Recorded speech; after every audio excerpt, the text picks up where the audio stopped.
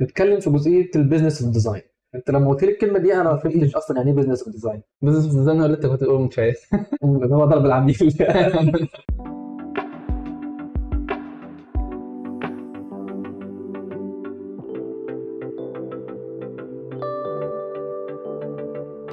الجو هناك حر جدا، انت عارف صراحه طبعا والحر. جو حر والدنيا تعبانه، النت تعبان، وف الكهرباء تعبان. الكهرباء هناك بتفصل حتى الحين بطريقه غريبه. لسه بتفصل. انا نزلت فتره كانت شغاله كويس. بالذات عندنا وجرجة في الصيف بتفصل بطريقه يعني مستفزه، يعني وجرجة مركز كبير مش قريه مثلا ولا انا يعني. انا كان معايا صحابي من جورجيا. اه. فان هي تفصل عن جرجة كده، احنا في اجهزه عندنا باظت بسبب الموضوع ده. يعني في اجهزه باظت بسبب ان الكهرباء بتروح وتيجي مره واحدة. مم. طب انت كنت انت خريج ايه؟ انا خريج تجاره انجليزي طيب سنه جامعه سوهاج سنه 2018. ايه ده؟ انا الدفعه اللي بعدك. سبحان الله. نفس الكليه. لا سنه علوم. امم. دخلت جرافيك تخصص ليه؟ ايه؟ ايه؟ تخصص ايه؟ كيمياء ومايكروبيولوجي. ما مجال شاء بعيد الله. كل النظام ده انا ما كانش عندنا غير الشعب بتاعت محاسبه. تمام. وبعد ما خلصت الاوبشنز المتاحه قدامي كلها، يا اما مكتب محاسبه يا اما مكتب مراجعه. دي صعبه عشان يعني تبقى حاجه، فانت قدامك حازم حسن وبي دبليو سي والكلام ده، دي حاجات هاي يعني. وعندك بعد كده البنوك، والبنوك طبعا فيها شبهه والكلام ده. وانا كان معايا بورتفوليو حلو عشان ايام الكليه كنت في نكتس وفي مصر تعمل. مصر تعمل انا محتاج جديد. انا دخلت نكتة 3 مرات وخلصت 3 شهور. كنت ما كلمني. كنت اعرفك ساعتها باين سبحان الله. يعني انا لما كنت ساعتها كنت في سنه ثالثه، كنت بدي كورسز جرافيك في السوهاج. مم. الطلاب اللي عندي اتقبلوا في نكتة، ما اترفضت. مع اني عارف اتش ار. أي- أي. كلمت قلت له انت تقبلوا الطلاب وتقبلوا الانستراكتور. حلو. انت دخلت نكتة ازاي؟ يعني انت ازاي اصلا دخلت مجال الجرافيك؟ كان في واحد صاحبي كان فايس بريزيدنت اسمه علاء الدين. تعرف واحد اسمه محمد عاصم؟ عارف محمد عاصم. محمد عاصم هو ده اللي علمني جرافيك. مم. محمد عاصم ده حبيبي. هو اللي علمني جرافيك سبحان الله، ده محمد علمني عاصم ولا جدا. تعرف الحسين، يعني يمكن محمد لا عاصم او كانوا بيقولوا له فوتو، ممكن تكون تعرف اسمه فوتو. لا انا اعرف محمد عاصم لان احنا كنا في بدرون. تعرف في بدرون اكيد؟ ايوه بالظبط اه. كان في بدرون كان محمد قاسم، محمد قاسم، محمود محمد قاسم. قاسم. مم. كنا عاملين حاجه اسمها موكس. فاللي كان بيشرح السكشن بتاع الجرافيك محمد عاصم، فانا كنت تابع منه. حلو حلو. فدي كان ليه فضل كبير جدا عليا، يعني ربنا يبارك له. اللهم آمين. ايه ده خلك جرافيك اساسا وانت في كليه التجاره؟ الجرافيك اصلا قبل كليه تجاره وقبل الثانوي اصلا. اللي حصل يا سيدي كالاتي، ان انا في 2012 كده شفت حاجات في الشارع. مم. 2012 ايه؟ كنت في اعدادي، كان 2010 تقريبا حاجه كده يعني 2010. شفت حاجات كده في الشارع كده، السيجاره تقتلك او التدخين يقتلك، فاهمني؟ مم. وقيام الليل وحاجات زي كده، بوسترات في الشارع يعني.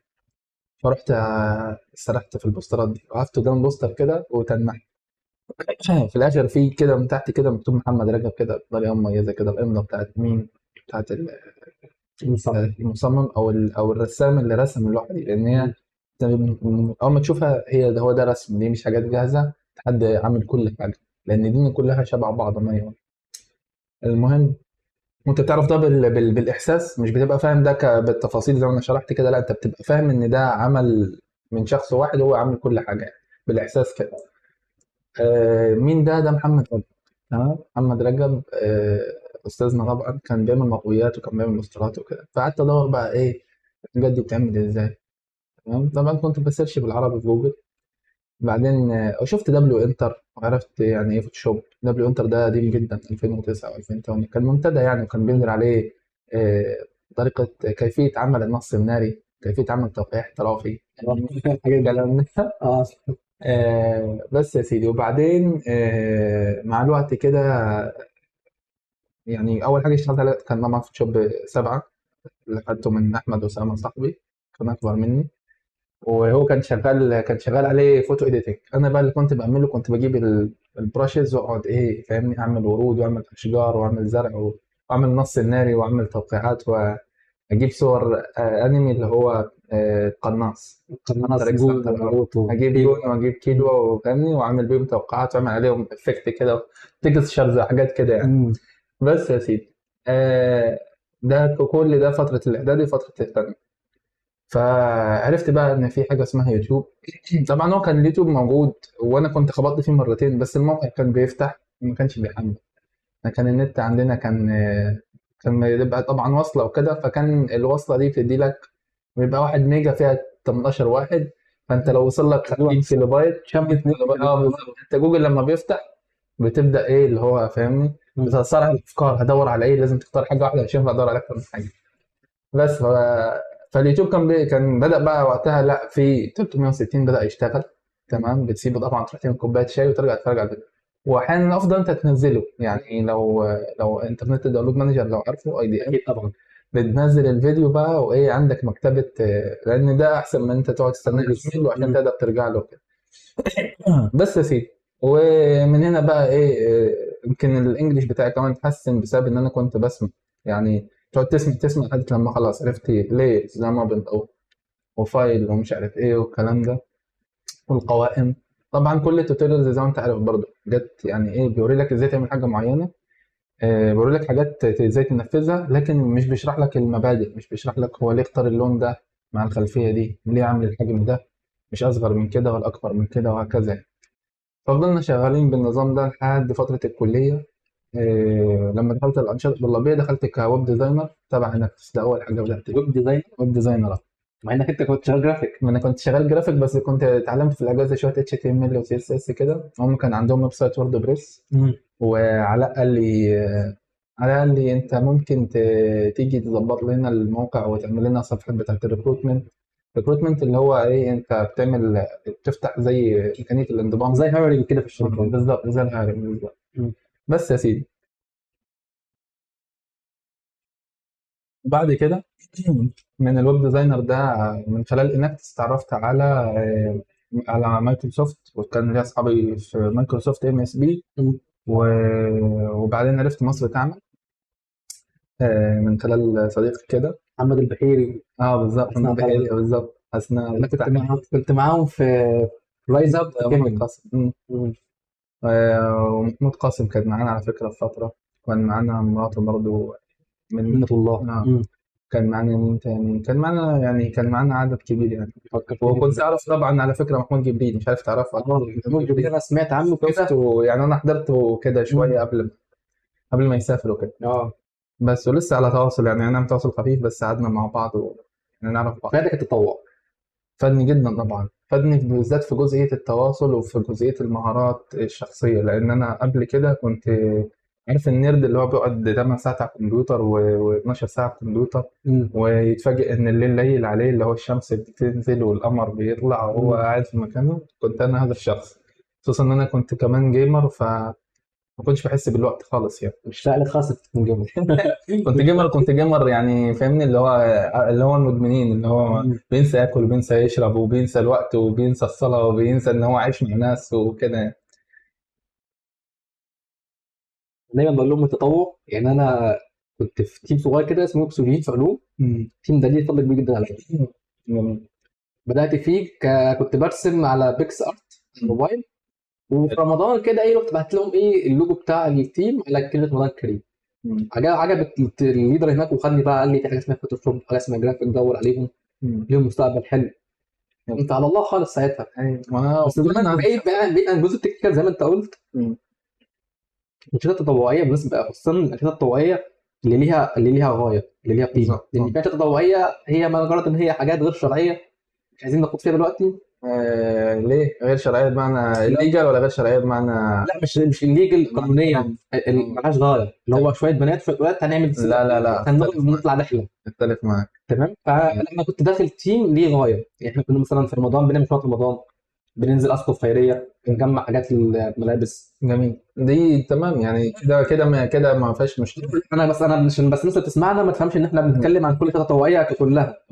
تمام، هو اللي انا معترض عليه ان هو الفكره بتاعت انت نفسك. اول حاجه طبعا في انشطه تطوعيه فيها زي ما انت بتقول كده، ما فيهاش غير الحاجات الغير شرعيه اللي انت بتقول عليها، الرحلات وان احنا نطلع مع بعض وان احنا نجيب ناس من بره ونسفرهم.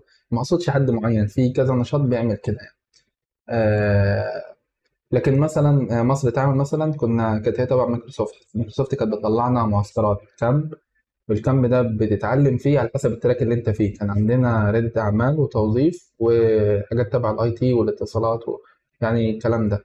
فالثلاث تراكات دول وفي تراك رابع كده كان مشترك، كان ممكن اي حد يحضر فيه يعني.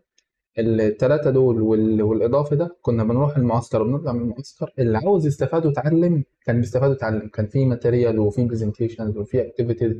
فانت كنت بتطلع لو انت دماغك ان انت عاوز تستفاد، انت داخل نشاط عشان تعمل نشاط وكده تمام. لو انت في دماغك حاجه تاني فبتلاقي الحاجه التانيه برضه، انا بقول لك لان في ناس تانيه زيك وبتجتهد. انا مثلا كنت مثلا بقعد بعد كده بعد اكسجين دخلت بدرون. بدرون ليها فضل كبير جدا عليا، مم. يعني حسين درغام وايمن منصور ومحمود حسين والناس الجميله دي كلها. وانا محمود قاسم كان بيقعد معانا ساعتها، كان اصلا لسه بدا يتالق شويه، مم. كان لسه بدا صيته يعني. مم.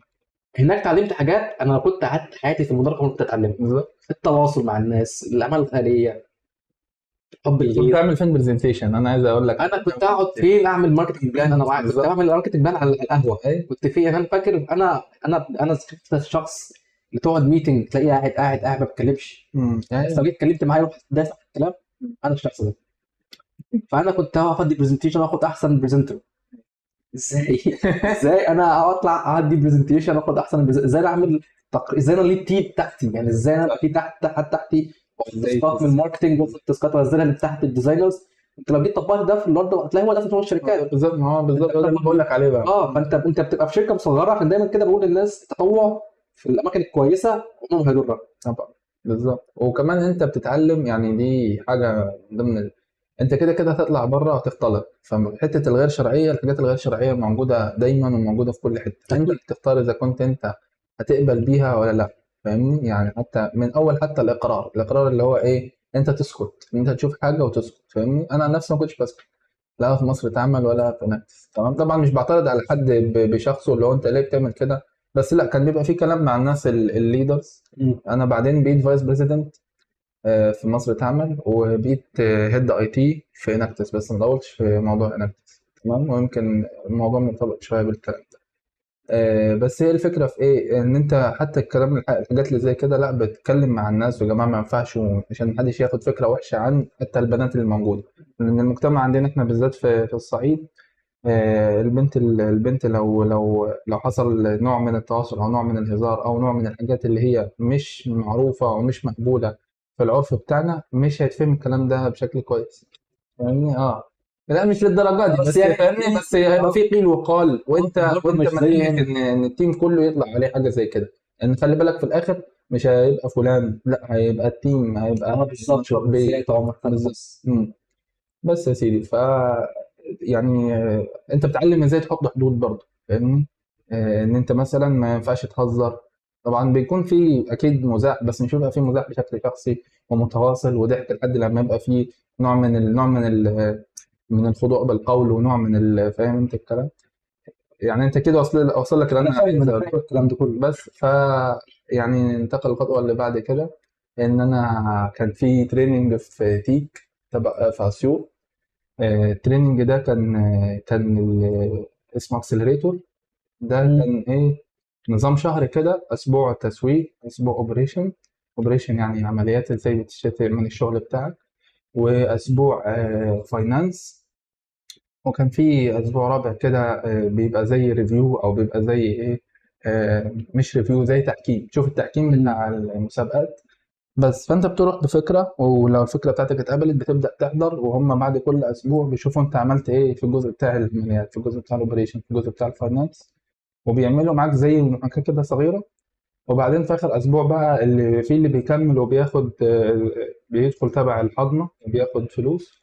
وفي اللي خلاص انت ايه، بيترفض ما بياخد. او حاول مره تانية بقى ظبط الدنيا بتاعتك وتعالى. في ناس بتغير افكارها اصلا، يعني انت بتدخل بفكره بقى انت تفهم الدنيا، لا ده الفكره دي صعبه التنفيذ مثلا، او الهامش بتاعها قليل، او لسه بدري عليها، او مش مناسبه للسوق كده يعني. فكرة ان انت في الحاجه زي كده انت تعرف حاجات بالظبط. ما بتعرفش، يعني انت ما بتعرفش بالظبط. شغلتي، يعني انت مثلا بتعمل بزنس موديل. يعني هو دلوقتي اصلا بالظبط في عليك. ناس دلوقتي اصلا سمعنا اصلا ما تعرفش يعني ايه بزنس موديل. بالظبط. بزنس موديل كانفاس وفاليو بروبوزيشن ازاي اصلا والبيرسونا وانت بالظبط. هتبيع وتوصل العملاء بتوعك. الكلام ده دلوقتي لما تيجي مثلا تذاكر استراتيجي تلاقي ان هو ده اللي انت بالظبط. طب انت امتى قررت انك انت تشتغل جرافيك ديزاينر؟ بعد ما خلصت الكليه كان معايا بورتفوليو، لان انا كنت شغال ديزاينر كنت بدي ورش رياده اعمال، كنت بشرح بزنس موديل كانفاس، كنت بشرح فاليو بروبوزيشن وحاجات من هذا القبيل يعني. كنت اتعلمتها اصلا في المعسكرات بتاعت تيك ولا مايكروسوفت. مايكروسوفت. فانت بتتعلم في المعسكر وبترجع تشرح. وكنت بعمل ديزاينز، يعني كنت ايه، في عندنا ايفنت، فالايفنت ده هم بيطلبوا الاوفيس، كان هو اللي ليه صفحه واحده وبينزل عليها كل حاجه اللي بتعمل ايفنتس، وهي اللي فانت بيبعت لك ميل كده، بتعمل الديزاينز وبتبعتها لهم، والديزاينز بتابروف ان هي تبع الجايد لاينز وكده وبتنزل. فانا كنت بعمل ديزاينز على الجايد لاين بتاع مايكروسوفت اللي معمول لمصر تعمل وتاخد ابروف. انت سبحان الله دلوقتي يعني انت اصلا لسه ما دخلتش السوق وفاهم جايد لاينز، ايوه وفاهم بالظبط. ازاي تعمل ديزاين كده بيزد الجايد لاين. حاجه مبعوثه كده، اعمل هنا اعمل هنا، فاهمني؟ فانت لو بتمشي عليها بعد كده بتفهم بقى ان ده جايد لاين، وبعد كده تدخل الصفحه بتفهم ان هم عاملين سيستم ماشيين بيه. بس يا سيدي، ونفس الكلام في نكتس، كنت ويب ديزاينر، بس مع الوقت كده بقيت بعمل شغل جرافيك، وبعد كده بقيت هيد الاي تي.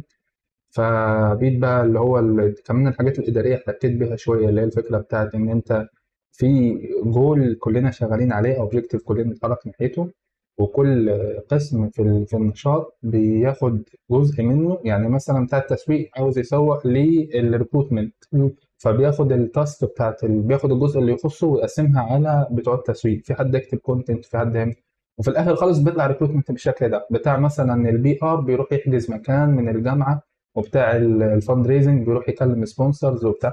فخلي بالك انت، احنا في الاخر احنا عاوزين نعمل ريكروتمنت، فكل واحد بياخد بيغطي جزء الجزء كده، بتاعه. وبيقسموا التاسكات، والناس اللي تحت بتنفذ، وبعد كده بياخد التاسكات دي هو، وفي الاخر ده كله بيطلع شكل الريكروتمنت اللي الناس بتشوفه.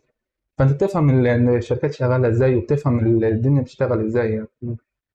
بس فاخدت البورتفوليو الصغير بتاعي ده، ورميته في اي ميل طالبين اي ديزاين، يعني اي حد كده. بعد ما عرفت موقفي من الجيش خدت تأجيل.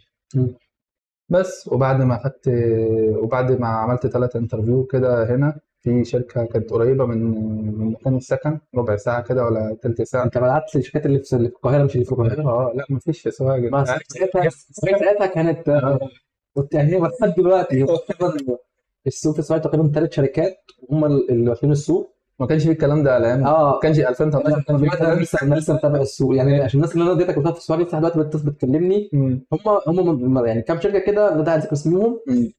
هم والكلاينتس برضه في السعوديه برضه بالظبط. مش كتير زي هنا، فتقريبا الكلاينت اللي بيسيب الشركه الفلانيه فهم 5 6 كلاينتس و3 شركات بيتخانقوا على بعض. انا عايز اقول لك ساعتها موجوده على فعلا. ايامنا ما كانش فيه غير المقابله، يعني فكره الشركات دي كان لسه اللي هو اديك فلوس تعمل لي اعلانات على الفيسبوك انت عامل. اه فاهمني؟ بالظبط. 2018 والله 2018 2019. بس والمرتبات في المطابع كانت يعني ممكن نقول نص الراتب هنا، او ممكن كمان آه، تلت الراتب هنا، لا ولحد دلوقتي 2018. المناسبات في سوهاج انا عارف انا معايا صاحبي ايمن منصور مم. سينيور، يعني هو سينيور بيقول لي انا يوم مثلا لو اشتغلت في شركه خدت 4000 يبقى انا كده ريتد. ايوه لو مثلا انت جونيور هنا في القاهره يبدا من 4 5. يبدا من 4 5 فعلا صح. ولو ايجنسي كويسه بيبقى اعلى من كده، يعني في جونيورز بياخدوا 8 يعني. بس عشان موضوع الفلوس ده دايما بيجيب مشاكل. اكيد طبعا. بعمل له خط واحد. ما انت جاوب. المهم يا سيدي، في شركه بقى انت اشتغلت كديزاينر اشتغلت كجرافيك ديزاينر عموما بقى بس ما تخصصتش. لا عموما. وانا كنت مهتم جدا بالبراندنج واللوجوز، وكنت شغال فيهم بالفعل، يعني كنت عملت كذا حاجه كده في سوهاج. كان في كوركينج سبيس اسمها سقيفه، مش عارف تعرفها ولا لا. انا كنت بقى في سقيفه. انا اللي كنت عامل لهم اللوجو بتاعها. كان باقتين كده اسم الاونر مين؟ انا فاكر سقيفه جدا، كان اول كورن سبيس في سوهاج. بالظبط. كان بينافس ورك هات. بالظبط. كان من الاوائل فعلا. ده مش اعلان مدفوع الاجر. انا مش عارف هم لسه شغالين ولا لا والله. السقيفه مش عارف بصراحه. انا اخر مره سبت سوهاج كان في كورن سبيس، كان في مش عارف صراحه ورك هات شغال ولا لا. بس كان في تارجت وكان في الورشه. هم دول الموجودين دلوقتي بصراحه، ما اعرفش مين تاني موجود في سوهاج. ما دي امر اسحبي. بس عشان أنا مش متابع مش عايز الورشه ولا تارجت الاثنين ضفتهمش خالص. بس يا سيدي المهم يعني، بعد اول شركه اشتغلت فيها دي كانت ماركتنج ايجنسي، وبعد كده سبتها ورحت اشتغلت في ماركتنج ايجنسي ثانيه، كانت قريبه جدا من البيت، قعدت فيها شهر رمضان. وبعد شهر رمضان قالوا لي احنا عاوزين ننزل مرتب، وانا كنت سايب الشركه القديمه عشان انا عاوز ازود المرتب، عشان كان فيها مشاكل شرعيه كانت بدات تظهر، يعني شوف مشاكل كده، فمش هينفع اقعد في البيئه دي، يعني احنا داخلين على رمضان اضيع مني الشهر. بس رحت بعديها على النصر، والنصر كنت شغال فيها ان هاوس في الريتيل وكده. دي برضو كانت خطوه مهمه، لان انا شفت بقى ايه يعني. انا شغل ايجنسيز طبعا بيتعلم منك كديزاينر، اللي انت بتشتغل كتير بالذات في جزء التنفيذ، بس الدماغ بتفضل ايه، ديزاين بس، فاهمني. لما تروح الان هاوس وتبقى شغال، يعني مش حد يشتغل في اي شركه، في اي شركه ان هاوس وشاف بقيه الاقسام محتك بالناس، دماغك بتبدا توسع. يعني انا مثلا عمري في حياتي لو شغال في ايجنسي ما كان هيجي حد يقول لي ده انت الديزاين اللي عملته امبارح للكوتش اليوم عمل بوم كده، والناس بتدخل تسال، والمبيعات زادت والسحب ومش عارف ايه. مع ان يبان شويه الناس ان شغل الان هاوس سهل، بس هو صعب. هو صعب جدا انا دلوقتي جدا. شغال ان هاوس، المشكله انك انت تبقى مقيد ببرودكت واحد معين، فانت كل كامبين تعملها فكره مختلفه عن الكامبين اللي قبلها، وبتعصر دماغك واللي عشان اتنفذ المره اللي فاتت واللي قبلها ما ينفعش يتنفذ دلوقتي. بالظبط يعني انا بالظبط. دلوقتي عندي كامبين العيد فانا عمال اصرخ منها. ما ينفعش تبقى متكرر، في نفس الوقت ما ينفعش تخرج عن الجايد الجايد لاينز لاينز، فصعبة فاهمني. جدا. بس في نفس الوقت انت بتبقى شايف نتيجة اللي انت عملته بعد فترة، بتدخل على الفوتوز كده في الصفحة او على الانستجرام، بتلقى الديزاينز بتاعتك منورة، فاهمني، ماشي على الجايد لاينز كده، وفي الوان كده شبه بعض، وكل مره بتبقى تحس انك انت نزلت، انت تغلبت على نفسك، بالظبط.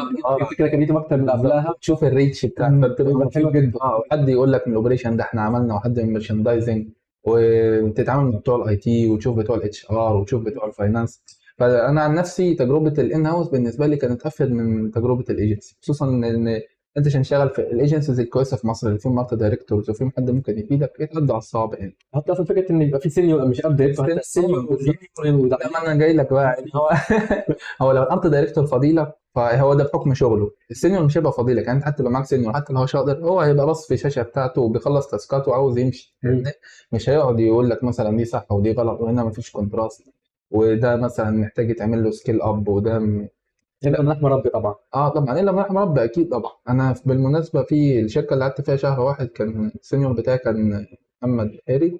ومحمد بحيري هو من هنا. محمد بحيري من أكتر الأشخاص المحترمين، والفترة اللي قعدتها معاه كان بينصحني دايما، وكان بيوجهني ويقول لي لا خلي بالك من دي. في مرة قعد عمل معايا تاسك كانت بتاعتي عشان يوريني بس إيه، أنا كنت عملت فيها محاولة وهو كان بيوريني إيه اللي ممكن يتحسن من كده. فلا طبعا أكيد في ناس كويسة، ما أقصدش بالعموم، بس أنا ما أقصدش الكل، بس أقصد دي الحالة العامة، إن هو كلنا معانا تاسكات كلنا عايزين نخلصها. الارت دايركتور دوره ان هو بيدايركت، فطبيعي ان هو يوجهك، طبيعي ان هو يقول لك لا ده اوت اوف دايركشن، تمام، وده ان دايركشن والكلام ده. بس يا سيدي، اون دايركشن قصدي. فده الجزء بتاع الان هاوس. وبعد الان هاوس اشتغلت مع شركه تانية اسمها سين يوسف. سين يوسف دي ريتيل برضو. عملت لهم ريبراندنج، وعملت لهم ساهمت في الاستراتيجي يعني. ودي عشان احنا كده بدانا نخش في التفاصيل. اه طب انت هنا بدات في الاول جرافيك ديزاينر، اه بعد كده بدات براندنج، ليه اتعلمت استراتيجي مع البراندنج؟ الاستراتيجي كنت بقرا فيها ليا فتره كبيره. ليه كده؟ يعني انت عرفت اصلا كلمه استراتيجي اقول لك منين؟ يا سيدي، عرفت الاستراتيجي دي اصلا من كريس دو، ربنا يسامحه. كريس دو. عرفت الاستراتيجي من كريس دو ومن جوزيه كان شريكه، او خوزيه. فخوزيه ده كان عامل كورس كده اسمه كور ديسكفر، تمام. ووصلت للكورس يعني، كنت بدأت فيه، وكنت قريت كده كام كتاب في الاستراتيجي، وبعدين لما كان كتاب الاستراتيجي، بسم الله ما شاء الله. انا بحسد. لا يا حبيبي انت انت رحت خالص. بص، هو الفكره زي ما قلت لك في المواصلات وتابلت. احنا كنا بنتكلم قبل، واصلا مش فاكر الجزء ده كنا بنتكلم قبل من شويه في موضوع الكتب، مم. ان انا كنت قريت 8 كتب وقت في المواصلات ما قريتهمش. بس الفكره انهم كانوا 8 كتب في ايدي مش على الموبايل. اه انا جبت التابلت عشان اقرا، وكنت مش مفيش حاجه عليه غير الابلكيشن بتاع القرايه، ابلكيشن اسمه مون ريدر. مون ريدر ده بيخلي لك الصفحات عامله زي البوست بتاع الفيسبوك كده، فانت ايه، حاجه متعود عليها وبتسكرول كل شويه. لسه موجود دلوقتي ولا لا؟ اه موجود. هنسيبكم الرابط في الديسكربشن لو حد يحمله. تمام. فمون ريدر ساعدني بصراحه. والكتب بالاي باب ممكن تجيبها من بلاي بوكس. بلاي بوكس ده زي البلاي ستور كده بس بتاع كتب، يعني هو تبع جوجل. وفي كتب موجودة أونلاين، وفي مواقع بتسرب كتب، فاهمني، وفي صفحات بتطبع كتب وبتبيع كتب وكده يعني. فالماتيريال موجودة، بس اللي يقرا يعني. والموضوع بيجي بالتدريج، يعني مفيش حد إيه هيفتح الكتاب هيخلصه، أنت شوية شوية كده لحد لما الدنيا. ما انا واحد مثلا مش بيقرا كتب، تنصحني ابدا ازاي؟ تبدأ إزاي؟ أول حاجة تبدأ بكتب صغيرة، ما تبدأش بكتب اللي هي بيبقى إيه فيها تو كولومز دي. بالظبط. مش شايف لا يا باشا. بالظبط، ابدأ بكتب صغيرة، وابدأ بكتب يكون فيها صور، وكتب تكون بالنسبة لك انترستنج. طبعا كتب الفاندمنتالز غالبا بتبقى مملة، هي طبعا فاندمنتالز فهي أساسية. اساسيات. اه بس غالبا بتبقى مملة. مم. ف... فممكن نأجلها لحد لما تكون بدأت تتعود على القراية. أنا أول كتاب شدني كان تو كولومز، وما كانش بيتكلم على الفاندمنتالز، كان بيتكلم على حاجة ادفانسد شوية مرتبطة يعني كان بيتكلم على الفيجوال لانجوج أصلا بتاعت اللينكس بتاع كان اسمه تقريبا مش فاكر، كان اسمه ماكلاند او كان اسمه حاجه كده، مش فاكر الاسم، اسمه فيجوال لانجويج فور ذا. هو كان بيتكلم على الاساسيات برضه بس بتعمق كده شويه يعني، وكان بيتكلم على العين، والعين ازاي بتشوف وازاي وايه الفرق ما بين المخ الشرقي والمخ الغربي. المخ الغربي بيركز على الهيرو، المخ الشرقي بيركز على الصوره الكليه. يعني المخ الغربي بيركز على اوبجكت او سنجل اوبجكت، بيعمل فوكس على حته معينه. ده في بداية العملية الإدراكية. يعني المخ الشرقي أو المخ بتاعت الناس اللي هم اللي عايشين في المناطق المفتوحة بمعنى صح، اللي بيشوفوا اللاندسكيب، دايما مخه لما بيشوف أي حاجة بيشوفها في الأول بالشكل الكبير، بعدين يبدأ يشوف التفاصيل. فكان بيتكلم شوية حاجات كونسبتس يعني إيه أدفانس، بس الكتاب شدني وكملت فيه. آه، بس ولما اشتغلت معاهم على الاستراتيجي عرفت ان هي دي الحته اللي هي ايه يعني، ذاتس مي. هي دي الحته اللي يعني انا هنا. اه بالظبط. ليه كان فيها جزء لوجيكال، كان فيها جزء فيه تشالنج، فيها جزء ان انت تعرف ان انت بتبني اساس للي انت بتعمله. انت محتاج انت تعرف العميل وتعرف المنافسين. لو انت موجود في السوق لازم تعرف ايه وضعك في السوق. انت مين بالنسبه لك، وانت مين في عيون المنافسين، وفي عيون اللي هو البوزيشننج، مم. وفي عيون الناس اللي هي اللي بتشتري اللي هم الكاستمرز. عجبني برضو انك انت قلت انك انت عرفت ان ده بتاعك بعد ما جربت ان انت كنت جونيور، وجربت براندنج، وجربت سوشيال ميديا، ودخلت استراتيجي ان هي ابتدتك، وبعد ما يعني انت دخلت اللي هو ايه نجرب وعرفت تمسك فيها. عشان دايما بتواجه هنا مشكله ايه، انا مش لاقي نفسي. اكيد بالظبط. اكيد في حد كلمك قال لك انا مش عارف اه طبعا، وده اشتغل. طبيعي ان انت لان انت قدامك اوبشنز لا نهائيه. يعني على فكره قبل ده قبل موضوع الاستراتيجي ده كان ليا 3 سنين، فكنت خلصت مرحله الجونيور، وكنت جربت افتر افكت ومشيت فيه، عملت بيه حاجات كويسه، بقيت راضي عن مستواي فيه فاندمنتالز. كنت جربت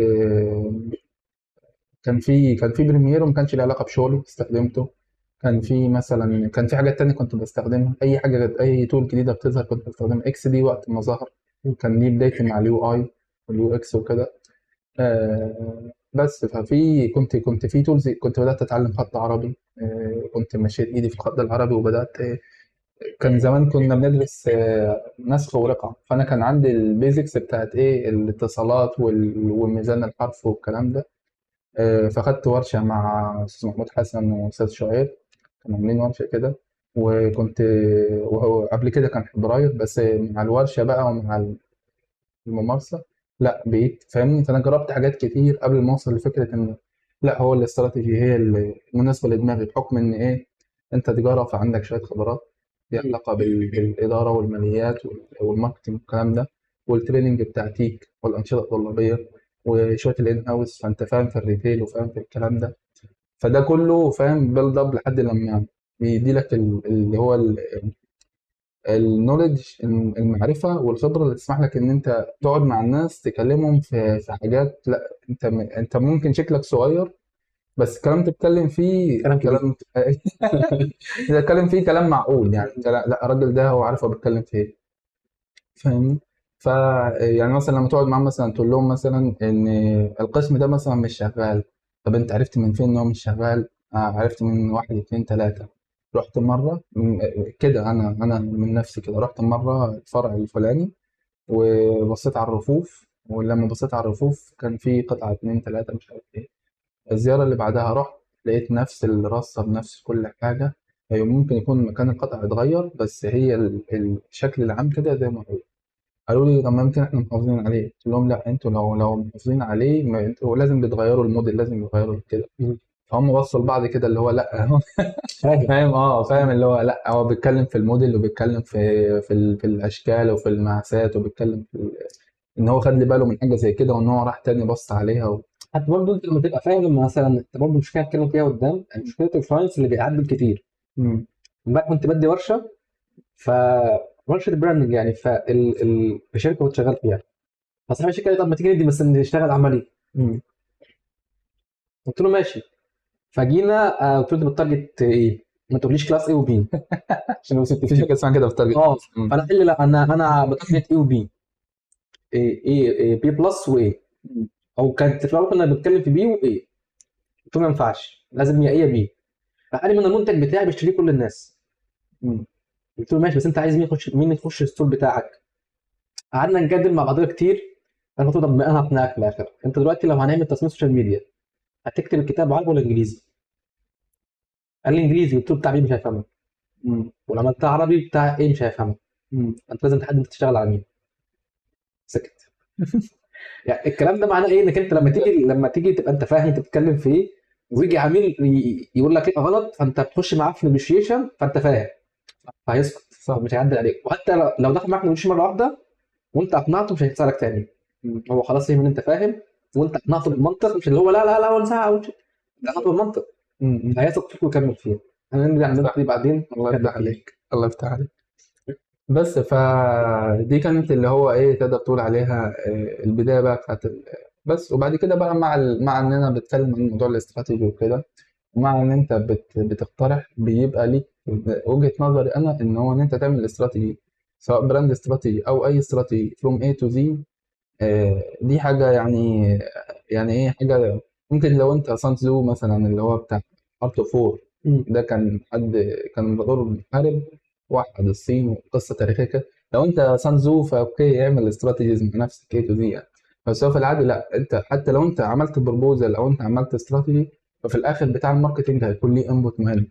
الماركتنج اصلا جزء من الامبريلا على راي بالظبط. سابق كامل قال لك انا جزء من الامبريلا بتاعت الماركتنج. بالظبط بتاع الماركتنج هيكون ليه راي، الكاستمر سيرفيس هيكون ليه راي، الاوبريشن هيكون ليه راي، والناس دي كلها ارائها مهمه. لان انت وانت طبعا المفروض اصلا في الاول بتبدا بان انت تقعد مع الناس دي عشان تضيف لمعرفتك من عندهم، وتتاكد من اللي انت من لو انت عملت ماركت ريسيرش او حتى لو انت عملت انترنال اوديت للشركه، براند انترنال اوديت، بتكون انت فهمت الحاجات دي وبتحاول تتاكد منها. يعني انت كان ليك ملاحظات لما انت عملت اوديت على البراند، وبعدين بتقعد معاهم تقول لهم انا عندي سؤال واحد اتنين تلاته او كده، فانت بتبدا تعرف الحاجات اللي انت وصلت لها دي صح ولا لا. طبعا اكيد في ناس بتاخد موقف دفاعي واكيد، بس في الاخر انت بيكون لك طريقتك في ان انت تعرف هل الكلام ده صح ولا لا.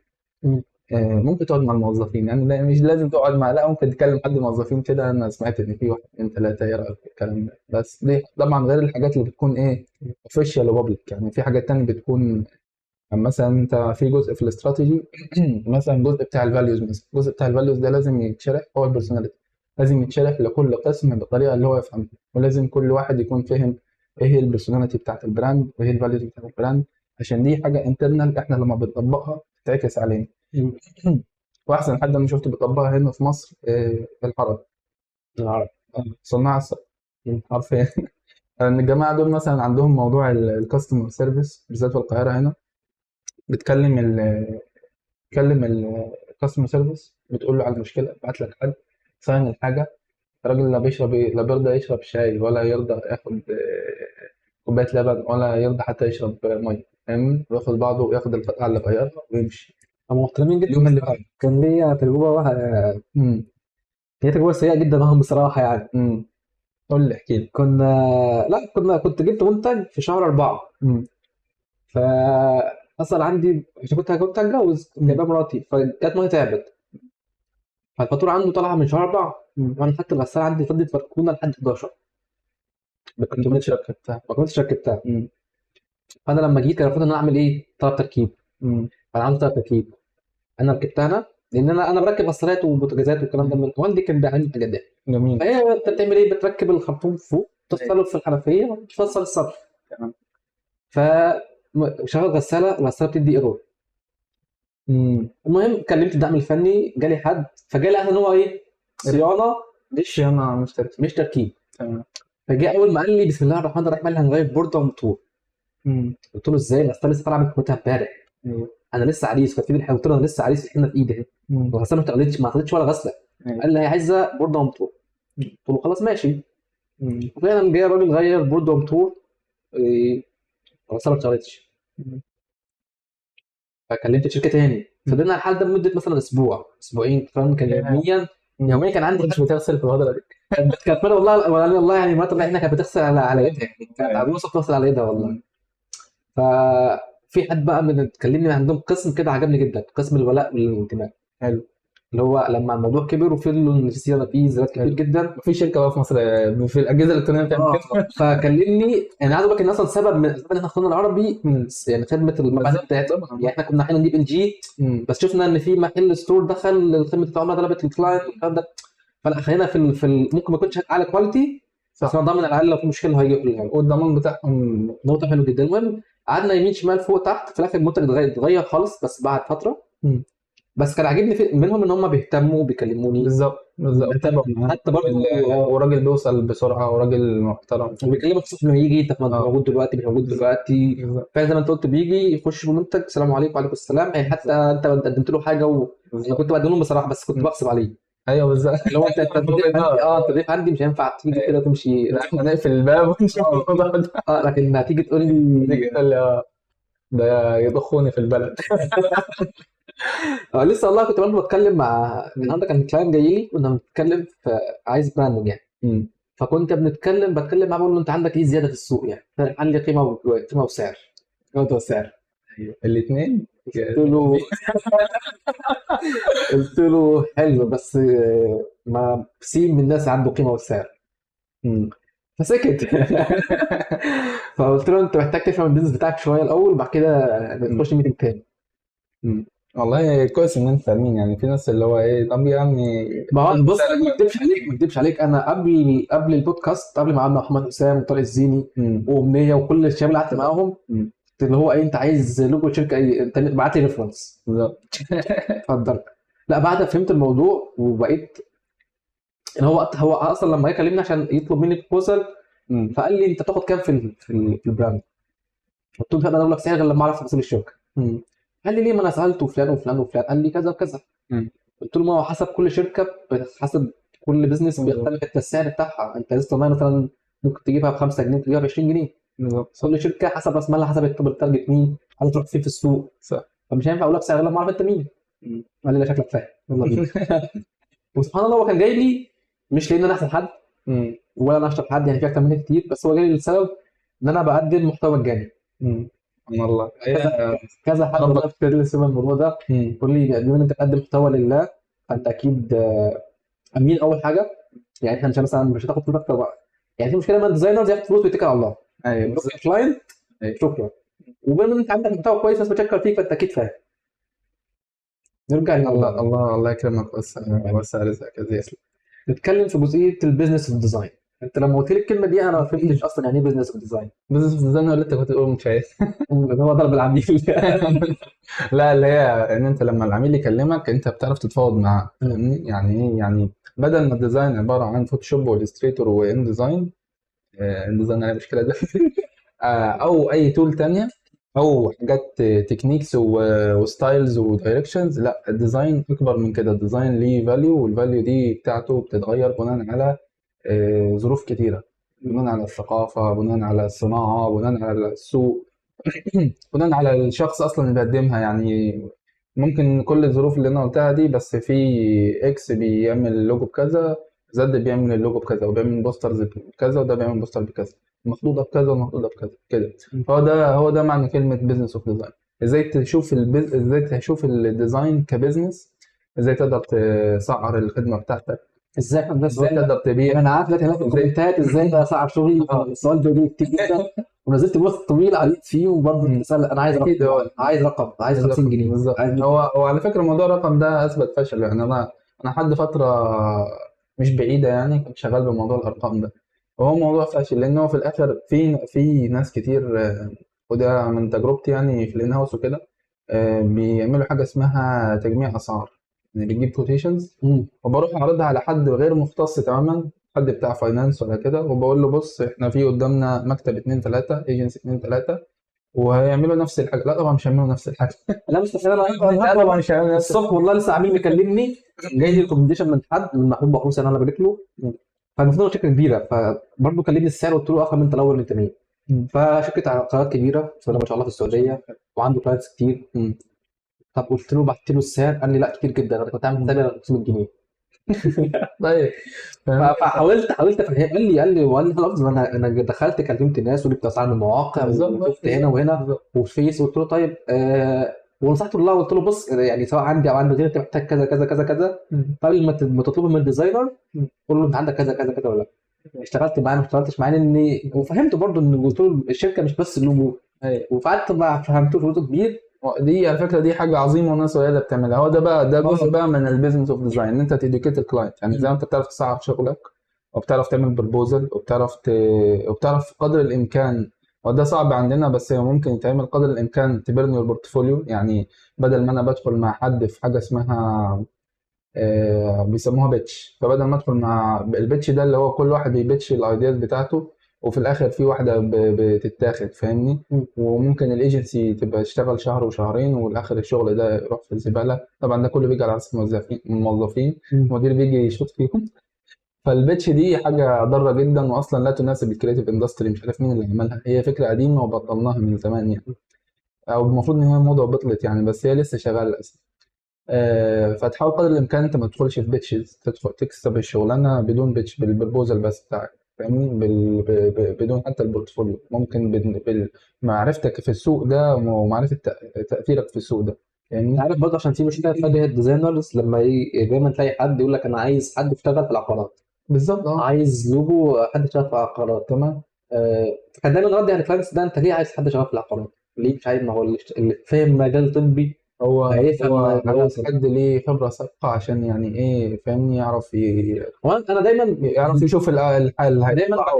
بحس المصممين اللي في البدايه بيبقوا مظلومين في جزئيه البورتفوليو لان دايما هو في البدايه بيبقى حاطط شغل الكلاينت بالظبط. فكل كلاينت يذوقه مم. مش كل كلاينت هيبقى صح. مم. فمثلا ممكن انا عملت كلاينت لمحمد فمحمد مش فاهم عايز اللوجو بالطريقه دي بالظبط فانا عملته بالطريقه دي وحطيته عندي في البورتفوليو. بالظبط. جا محمود هو فاهم بس قال لك ده وحش جدا فمش هيعجبني. فهي بتبقى كده. انا دايما لما باجي حد يقول لي يطلب مني البورتفوليو بتاعي او كنت بعمل كده قبل ما اتطور شويه الحمد لله. كنت بقول له ده مش شغلي ده ذوق العملاء ده مش ذوق عشان ما يفهمش ان انا ايه انا مش فاهم. بالظبط. فجزء الاديوكيت بتاع الكلاينت ده مهم حتى لو مش هيشتري منك. جزء ان انت تدخل معاه ديسكفري سيشن تفهم منه ويفهم منك فاهمني. هي تبدا تكسر الحاجز بتاع الرهبه. انت دايما اي حد شغال في كريتيف او اي حد شغال في الاستراتيجي او الحاجات الجديده دي دايما بيبقى الراجل بتاع البيزنس او صاحب الشغل يعني. لو انت بتتكلم الاونر تحديدا مش حد في الماركتنج او حد لا بتكلم الاونر. هو الراجل ده راجل شغال وسمع ان في حاجه اسمها استراتيجي، سمع ان حاجه فيها براند ايدنتي او سي اي بيتقال عليها كوربريت ايدنتي، عاوز يعمل الكلام ده بس هو ما يعرفش ايه هو ده. فانت لازم على الاقل الرهبه اللي عنده دي تكسرها له. كان في مثال كده كان دورو كريس دو بيقول في فانل كده بنمشي فيها، اللي هو اول حاجه انت بتشوف مثلا آه، قطعه فبتعجبك معروضه تمام زي اللوجو يعني، بس خلينا نقول تيشيرت للتبسيط. فانت بتشوف تيشيرت مثلا او بتشوف بلوزه مثلا فبتعجبك فبتدخل بقى تسال على سعرها وبعدين بتختار اللون والمقاس تمام وبعدين بتقيس. كل ده انت ماشي في السيلز فان، انت ماشي في الفان بتاعت ان انت تشتري. في حاجه كده في الاخر بتحصل ان انت وانت بتدفع بتقول له طب هتكش، طب كام يوم ممكن هرجعها، طب لو حصل فيها مش عارف ايه. دي بيسميها اللي هو اللي بيسميها الشك. فانت من دورك ان انت تطمنه ان انت تلغي عنده حته الشك دي مش بالعافيه، لا بان انت تديله ضمانات وانت تطمنه. وفي نفس الوقت ما تضيعش حقك. يعني ما تقولوش مثلا اعمل لك اللي انت عاوزه وتعمل له 50 اوبشن لان ده مش منطقي يعني. بس ان انت تعرف تهندل الكلاينت في كل حته، لان في الاخر انت بتبيع ديزاين. انت في البيزنس اوف ديزاين. طبعا انت لو انت شايف ان انت ارتست والناس هتيجي تشتري اللوحات بتاعتك فدي قصه تانية خالص يعني، انا ما بفهمش فيها مش هتكلم فيها. لا مش دي كده على جنب. احنا ما اعتقدش ان احنا فنانين يعني. كان في حد كذا مم. حد اتكلم في النقطه دي. محمد حسام ومحمد عبد الرازق وطارق الزيني كلهم اتكلموا في النقطه دي احنا مش فنانين. احنا عندنا حته فنيه بس مش هي الكور او مش هي فاهمني. يعني احنا بنجمع ما بين شويه حاجات علميه كده وحاجات نفسيه وشويه حاجات بصريه وكده تمام وحاجات ليها علاقه بالتسويق وما بين الحته الفنيه. يعني احنا بنشترك مع الفنانين بان هم بيستخدموا الالوان، احنا بنستخدم الالوان بالظبط. بس هم بيستخدموا مثلا الوان بطريقه معينه، لا احنا لينا طريقه تانية. يعني احنا مثلا الفنان وهو بيرسم ما مش بيحط في دماغه حد تاني، انا لازم اراعي الكومبيتيشن. لو اللوجو بتاع اتصالات بقى شبه اللوجو بتاع فودافون، انا افتكر ان اتصالات تبع فودافون وفودافون تبع اتصالات. فلازم كل فاهم، فاحنا عندنا يعني معايير مختلفه بنشتغل بيها حتى في الجرافيك ديزاين. انت كمحمد ازاي بتهندل العملاء؟ انا كمحمد ازاي بهندل العملاء؟ اول حاجه بالنسبه لي مش بشتغل بكوستشنير. الكوستشنير فكره بالنسبه لي اثبتت فشلها، وللاسف محدوده جدا، فاهمني؟ يعني مهما عملت ومهما استخدمت ومهما زودت في الاسئله، الكوستشنير محدود جدا. دايما بدخل مع العميل في اللي هي اسمها ديسكفري سيشن او بريفنج سيشن. حتى لو بعت بريف، وحتى لو انا خدت منه بريف، وحتى لو في بريف اتخلق من اللا شيء ووجد من العدم، لازم تقعد معاه، لازم اكلمه، لازم افهم منه، لازم اشرح له. وبعدين ببدا امشي معاه في اللي هو في الموضوع الطبيعي. لو هو راجل تمام، يعني قعدنا مع بعض سيشن وهو تمام وخلاص، احنا هبعت له البروبوزال وهو هيبعت لي الديبوزيت وهنبدا نشتغل. الديبوزيت مفيش حد اصل انت بتعمل كاستم. لسه في حد بيشتغل على الديبوزيت. خلينا بقى نشرح الحته دي. انت بتعمل حاجه كاستم. يعني ايه حاجه كاستم؟ يعني انا مثلا بعمل لك الكوبايه دي، تمام؟ اعتبر ان انا اطبعها، فانت عاوز الكوبايه دي وعاوز طبعه معينه عليها. ما ينفعش انا اعمل لك الطبعه دي وانت بعدين تيجي تقول لي ايه والله الالوان مش زي ما كنت فاكرها، السلام عليكم، وانا البس كوبايات، البس 100,000 كوبايه. بالظبط نفس الفكره. اللوجو انا قعدت اشتغلت على اللوجو مثلا خلينا نقول 5 ساعات مثلا، قعدت اشتغلت على اللوجو مثلا يومين، او قعدت اشتغلت على اللوجو اسبوع. فهو يجي يشوف اللوجو وما دفعش حاجه واللوجو ما عجبهوش وانت ما عجبتهوش، سلام عليكم، تمام، وهو غير رايه، حس ان الفلوس اللي طلبتها كبيره، فهو ده اللي هدفع فيه الكلام ده؟ لا يا عم سلام عليكم. فالعربون ده بيثبت على الاقل جديه الطرف الثاني في ان هو النجار بياخد عربون. احنا زي النجارين، زي بتوع المطبعه، زي اي حد بيعمل حاجه حاجه مخصوص، حاجه لو انت ما اشتريتهاش انا هلبسها. بالظبط. هلبس الماتيريال وهلبس الوقت وهلبس كل حاجه. بالظبط. فما ينفعش تشتغل بدون عربون. وفي حاجات صغيره بتاخد كمان بيمنت ان فول، يعني حاجات شغلتها كانت بسيطه خدت بيمنت ان فول مبلغ كله قبل ما اشتغل. هو اصلا دايما كان في حد قال الجمله دي: احساس خساره الفلوس بيكون اصعب من احساس كسب الفلوس. ده بجد. يعني انت بتحس انك انت الفلوس اللي دفعتها هتروح منك، لا انا هستمر معاك، يعني هنوصل لحل. بالظبط. لكن لو انا مش هخسر فلوس ما اروح لزياد، محمد ما عجبنيش. وغير كده فعلا انا ساعتها ان فعلا انت لما تيجي تخسر فلوس الموضوع بيكون صعب عليك. يعني في ناس هو كان كورس في البرودكتيف تبقى منتج، الناس اللي مش بتلتزم بكورس. يعني مثلا نزلت كورس مثلا لمحمد عن استراتيجي، مش عارف اشوف، هروح لمراتي اديها 2000 جنيه، اقول لها بعد اسبوعين لو ما جيتش سالتيني انت خلصت الكورس ما خلصتوش، لو انا ما خلصتوش خد 2000 جنيه. فانا في ديزاين اخسر فيه 2000 جنيه بالظبط. انا اخسر نفسي لو ما خلصت الكورس. صح. فكانت دي طريقه من ضمن طرق ازاي تبقى منتج او ازاي تبقى ملتزم. صح. انا دايما يعني كنت في البدايه شركه الاول كنت شغال ما عنديش بورتفوليو. كنت بشتغل من غير فلوس، او كنت اي اللي هو ايه اصلا يعني جالي كلاينت باخد منه بريف ليا انا الاول، اصمم ليا انا الاول، بعد كده اشوف موضوع العميل. طب خدنا برضه اتفق معاك في جزئيه البريف وفاشل، لان الكوستشنير مش عاوز اقول بريف. لا الكوستشنير اول فاشل. كان في كلاينت كنت المفروض انا ابعت له كوستشنير، والسبب ان انا ما بعتهوش، فدخلت مع كول، فبقى في الكول اكتشفنا ان هو مش عايز براندنج، هو عايز ريبراند مثلا، فاهمني؟ دي جزء ده على فكره انا كنت لسه يعني جزء انت كان هو كان بيكلمني احنا عندنا شركه وعايزين نعمل لوجو وبتاع. طيب تعالى دخلنا كول، انت مين وبتعمل ايه وفين؟ فلقيته بيقول لي ايه، العملاء بتجيلي احنا بنبقى حاطين اليوفط في الموقع، فالعملاء بتشوف اللوجو والاسم وتكلمنا.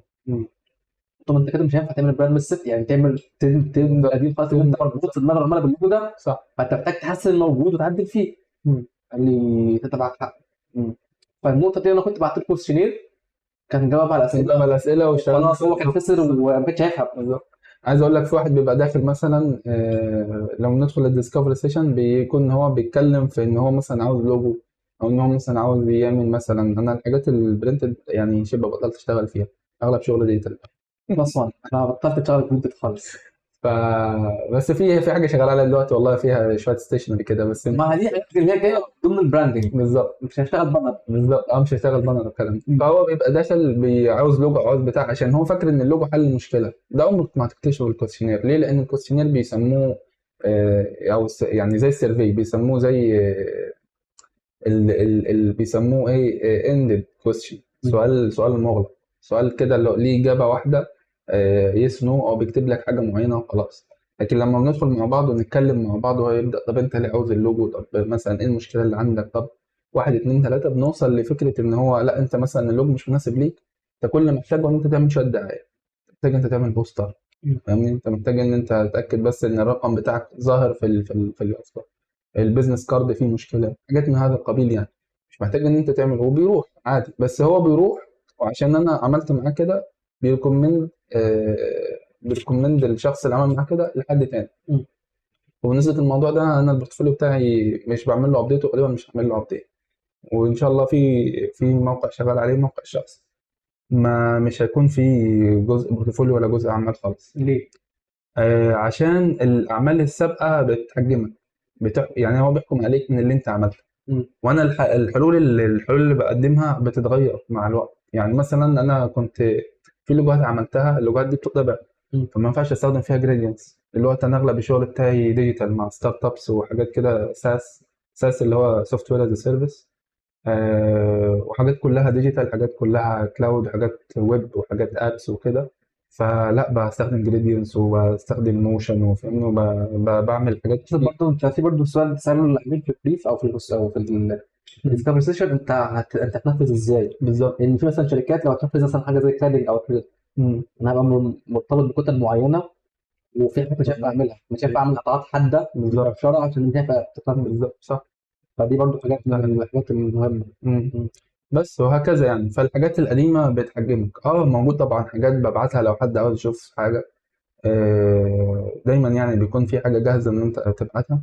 لكن مش هي دي اللي انا بعتمد عليها، بعتمد بشكل اساسي. وده اللي حاصل حاليا. ويمكن انت ما تعتمد على الريفرال والنتورك. ريفرال ان هو ايه، ومش انا بس، ده ايجنسيز وناس تقيلة وناس كبيرة وناس قديمة. الريفرال والايجنسي، الريفرال والنتورك. النتورك اللي هو الناس اللي انت بتعرفهم، الناس اللي انت بتتعامل معاهم وهكذا، يعرفوك وتعرفهم. والريفرال اللي هو حد اشتغل معاك او حد تستيمولينس، حد يعرف. بالظبط، ماوس يعني. اوردر ماوث ونتورك بشكل اساسي. بس وده احسن بكتير من ان انت تتعامل مع حد بورتفوليو، بالذات يعني بالذات بعد ما تبقى ليك فتره في المجال.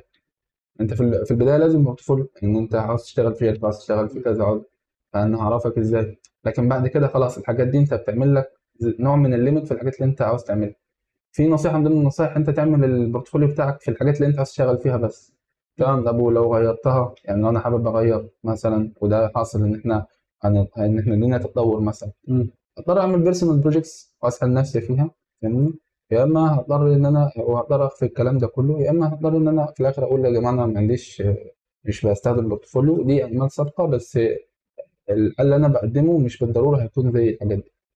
طب بعد الديسكفري سيشن والبروبوزل واعتمدنا البادجت، خلاص توكلنا على الله واشتغلنا، المرحله اللي ما بين البروسيس ما بين الديزاين وبين الدليفري، ما فيش بروسيس واحد. انت بتتعامل ازاي مع الديزاين مع الكلاينت؟ يعني انت مثلا بتشتغل تسلم درافت بدرافت، ولا بتسلمه فاينل ستيج، ولا ايه؟ الحاجات الاستراتيجي، لو في بيزنس قائم لازم يحصل اوديت. الاوديت هو الخطوه الاوليه والاساسيه. تمام. بعيد عن الاستراتيجي، في كل جزء فيها تحتاج تتكلم عن الكلاينت فيها، بالظبط. تتكلم في الكود، تتكلم في البرسوناليتي. بس الفكره في الاوديت ان انت من خلال الاوديت في فرق ما بين حاجه لسه بادئه انت تشكلها، حاجه موجوده بالفعل، حاجه لسه بادئه انت بتعملها، وحاجه موجوده انت بتعمل لها اعاده تشكيل. الموضوع اصعب طب بكتير هنا اسالك سؤال، في الريبراندنج اعتبرني مش فاهم يعني ايه اوديت. تمام. ما فيش مشكله عادي. هو الاوديت معناه ان انت بتراجع، تعمل زي مراجعه كده.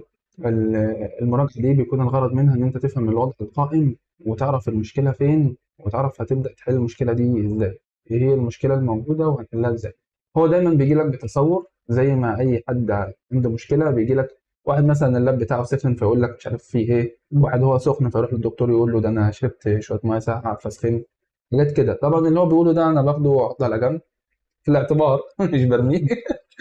وببدأ بقى ايه اتعامل بقى مع الشركة ومع موظفين الشركة ومع الموقع بتاع الشركة ومع السوشيال ميديا، اشوف بقى اي حاجة فيها تواصل بينها وما بين العميل. حاجات الاوبريشن ماليش دعوة بيها كبراند. بشوف الحاجات اللي هي العميل، التاتش بوينتس اللي العميل بيحتك بيها، سواء كافراد او سواء تشانلز او ايا كان. تمام. افراد يعني حد من كاستمر سيرفيس، حد من مش عارف من بتوع الصيانه، حد من مثلا حد مثلا من الاوبريشن مثلا بيتعامل معاك، ايا كان الحد الشخص اللي بتتعامل معاه حسب طريقه التعامل. وبناء عليه بتبدا تفهم الوضع الحالي، وتبدا تشوف هو عاوز يوصل لفين، وتري ادجست. يعني احنا مثلا محتاجين نعمل ريبوزيشن، عندك ساعات تعمل ريبوزيشننج. يعني ايه ريبوزيشننج؟ انا 1 2 3 تقدر، هيكلفك كذا وهتحتاج تعمل كذا نفس اللي حصل امبارح، كنت برضه بتكلم في المثال بتاع العمل ده. هو قال لي اسم ما ينفعش كبزنس ليه. هو بيعمل بيعمل ستور بيبيع هوم ابلايسنس بقى، ثلاجات وثلاجات غسالات وفرنتشر وعفش وحاجات كده، كل حاجه كل حاجه حرفيا. ومسمي شركه 100 واط ريتيل، ومسمي اسم ليه علاقه بالالكترونكس بس. هو مسميه 100 واط، اللي هو انت الواحد تفتكر انه بتاع كهرباء. بتاع الكهرباء بس. فقلت له الاسم مش هينفع. قال لي انا سجلت الشركه تجاري وعقاري وخلاص انا 100 واط. قلت له معاك فلوس؟ قال لي قلت له خلاص. بالظبط. هتصرف فلوس كتير جدا في الدعايه والاعلان، تربط الاسم بالمنتج. بالظبط، هي دي الفكره. فزي ما انت قلت كده. طيب بتنيجوشيشن دلوقتي الكلاينت لو في مشكله مثلا بتهندله ازاي؟ بتقنعه العميل ازاي؟ مش بقنع العميل، انا مش محتاج ان انا اقنع العميل، ولا محتاج ان انا اقول رايي على العميل. لا، انا عن نفسي مش بقنع العميل. وبرضه مش معنى كده انا برفض الحمار، لا، معنى كده ان انت بتشرح له الوضع وبتسيب له هو القرار. انت مش محتاج ان انت لا تابسل ولا تكروس سيل ولا تقنع العميل ولا محتاج اي حاجه. انت محتاج ان انت تشرح الوضع بكل حياديه. عرفت تستخدم الارقام لو معاك الحاجات الديجيتال دي ميزتها. دايما معايا ارقام من الاناليتكس، ارقام من سيرفي، ارقام من كويشنير، ارقام في داتا من انترفيو، فاهمني؟ يعني في انترفيوز كده، وفي واحد قال كذا وفي واحد قال كذا، فانت دايما معاك داتا بتسيب له هو القرار. لان انا كحد بيشتغل استراتيجيست، انت عامل زي المستشار كده، زي الكونسلتنت، فاهمني؟ فلما اكون بعمل استراتيجي انا مش باخد قرار، انا بساعدك في صناعه القرار. والله انت عاوز تاخد كده ماشي، عاوز تاخد كده ماشي. زي موضوع الاسم ده، انا بقول لك الاسم مش هينفع، انت شايف اسم هينفع، خلاص ممكن نكمل شغل مع بعض يعني. لكن أنا مش مضطر ان انا، مش محتاج ان انا اقنع حد، ولا محتاج ان انا ابيع له حاجه ولا اي. كمان دول انك انت لما تبقى باني اللي انت تسلم له الكلاينت، ايا كان هو كان تصميم، كان استراتيجي، كان لوجو، لما تبقى بنيه على اساس ستيبس معينه انت بانيها. فلما يجي مثلا يقول لك اللون ده مش عاجبني، فتقول له ليه؟ يقول لك مش عاجبني. انا مش هتكلم في جماليات، لان ذوقك ذوق. بالظبط، ما انا مش هينفع ان هو ده الكلام، مش هينفع ولا قريت الكلام ده ولا طارق الزيني، مش هينفع نقيس على جماليات. بالظبط. فانت تيجي تقول لي اللون الاحمر ده انا عايز احمر، اقول لك مش هينفع معاك، انت مستشفى. انت اصلا ريت على اللون، انا اقول لك مش هينفع عشان انت مستشفى. اتفضل، وبينبهنا في الرسالة. بس احنا هنكمل. فاقول له مش هينفع معاك عشان كذا. انا قلت لك انه مش هينفع معاك، انت عايز تكمل في قرارك اوكي. بس انت لما تبقى باين لي البروسيس بتاعتك على اساس، يعني انت لما يجي يقول لك لا، تيجي تقول له لا ليه؟ عشان كذا كذا كذا كذا، فحس ان انت فاهم زي ما كنت بتكلم في الاول، فهيوافق. فممكن نتجنب موضوع نخش في كلاينت مع نيجوشيشن ان احنا بنسلمهم بيزد اون ستيبس. يعني دايما كنت دايما غلطه في الاول، كنت بسلم اللوجو ازاي؟ اللوجو، الايكون مارك، الوورد مارك، ومثلا كلر كود، ومثلا مثبت ملوش دعوه بالكلر خالص، والتيبوجرافي، اشكال الحروف الالف ب والاي بي سي، وموك ابس. بعدين بقى فهمت لا، ما هو مش ده اللي المفروض اسلمه للكلاينت، صح؟ المفروض اسلمه هو ليه اصلا طلع ده، والسيرش اللي عملته قبل كده، بالظبط، كل والبرسونا والبوزيشننج والماركت ريسيرش، كل الكلام ده. بس ده على حسب يعني براند جايد لاينز، فطبيعي انت تسلمه ده. لو انت شغال الفيجوال براند جايد لاينز، فطبيعي ان يكون كده. تيجي تقعد معانا. اتفضل. مسجل. انا مش هينفع، انا مش هينفع اعدي الحلقه دي، معلش. تيجي تقعد معانا اوكي. ممكن كده ساعه ربع. مش صراحه يعني لو هي كده بقول زياده من الاول. ممكن ان شاء الله ربع ساعه. ان شاء الله 10 اكتر من كده. ساعه عشان خاطري. ساعه. الله يكرمك. سمعت الراجل من رجله. هنطرده من عندنا. هو اسمه سمعت برضه. الله يكرمك. واجب. واجب. ما ينفعش. حبيبي. خلاص يا وليد عدى 5 دقايق. وليد بن سوهاج كان معايا في الكليه، هو شغال دلوقتي بيتعلم يو ما اكس. شاء الله ما شاء الله. الشاب يعني عاجبني جدا، يعني لسه كنت بحييه من شويه. هو جاي هنا القاهره عشان حاجه معينه، كان ياخد كورس يو اكس. خد الكورس وكان متميز فيه، يعني هو كان بيتابع يوتيوب ومتابع على تويتر. خلص الكورس بقى المدرب بيكلمه ان هو عايزه معاه اسيستنت. حلو جدا جدا، انا والله عجبني جدا.